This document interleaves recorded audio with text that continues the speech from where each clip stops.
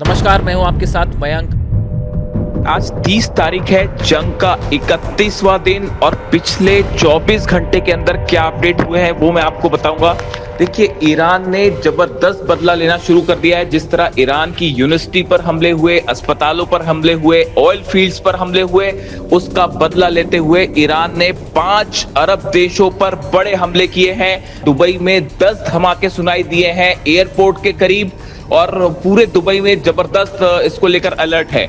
उसी तरह से प्रिंस सुल्तान बेस पर सऊदी में बड़े हमले हुए हैं और बताया जा रहा है एक बार फिर वहां बड़ा नुकसान हुआ है, खासतौर पर अमेरिकी जेट्स का और अमेरिकी रिफ्यूलिंग प्लेन्स की तस्वीरें, तबाह होने की तस्वीरें सामने आई हैं। यानी कि एक बार फिर सऊदी पर सीधा हमला हुआ।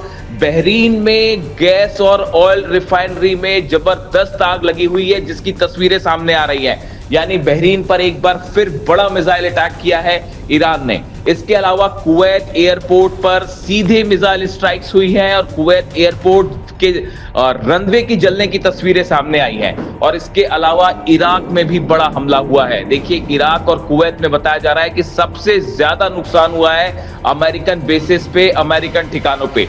ये बात हुई उन सऊदी यूएई अरब देशों की जिस पर हमले किए हैं ईरान ने साफ कर दिया है कि जिस तरह से उसकी यूनिवर्सिटी पर हमले हुए, उसका बदला ये लिया जाएगा कि अमेरिका के जितनी यूनिवर्सिटीज हैं अरब देशों में, अमेरिका के सेंटर्स हैं, उन पर सीधा हमला किया जाएगा, उन पर निशाना बनाया जाएगा।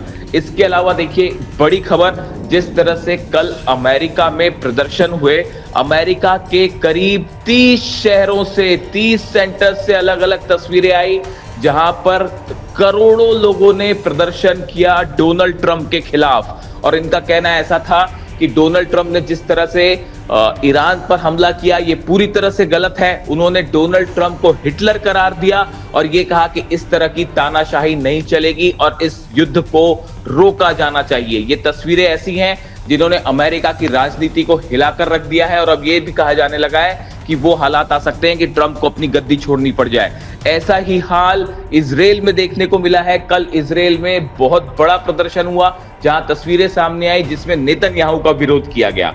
यानी देखिए, अमेरिका और इजराइल दोनों जगह बड़ा गुस्सा लोगों का देखने मिल रहा है अपने ही राष्ट्रपति और प्रधानमंत्री के खिलाफ। यानी लोग इस मुद्दे पर ईरान के साथ खड़े हुए दिखाई दे रहे हैं। इसके साथ एक बड़ी खबर ये भी है, देखिए, यूएसएस ट्रिपोली जो है वो पहुंच चुका है अरब सागर में। यानी कि ये वो जहाज है जिस पे मरीन्स हैं, कमांडोज हैं। इसके अलावा भी जो मरीन्स हैं अमेरिका के, वो ईरान के पास पहुंच चुके हैं और कहा जा रहा है कि किसी भी वक्त जो है डोनाल्ड ट्रंप आदेश दे सकते हैं ग्राउंड ऑपरेशन का। अगर ग्राउंड ऑपरेशन होता है तो करीब 10,000 सोल्जर्स जो है वो खार्ग आइलैंड पर और हॉर्मुज के आसपास उतर सकते हैं, जिसके बाद ये अंदेशा जताया जा रहा है कि ये जंग और लंबी चल सकती है। करीब 2 से 2.5 महीने तक ये ग्राउंड ऑपरेशन हो सकता है। इस तरह की आशंकाएं जताई जा रही हैं। देखिए, बड़े डेवलपमेंट हो रहे हैं और ये भी कहा जा रहा है कि आज ईरान सबसे बड़ा हमला कर सकता है। उसकी यूनिवर्सिटीज पर जिस तरह से हमले हुए हैं तेहरान में, उसका बदला लेने के लिए अब तक का सबसे बड़ा हमला आज ईरान कर सकता है। ईरान ने ऑलरेडी डेडलाइन दे रखी है कि अगर 30 तारीख की दोपहर तक अमेरिका की तरफ से माफी नहीं मांगी गई तो इसके भयंकर परिणाम होंगे। इससे जुड़ा जो भी अपडेट होगा मैं आप तक पहुंचाऊंगा।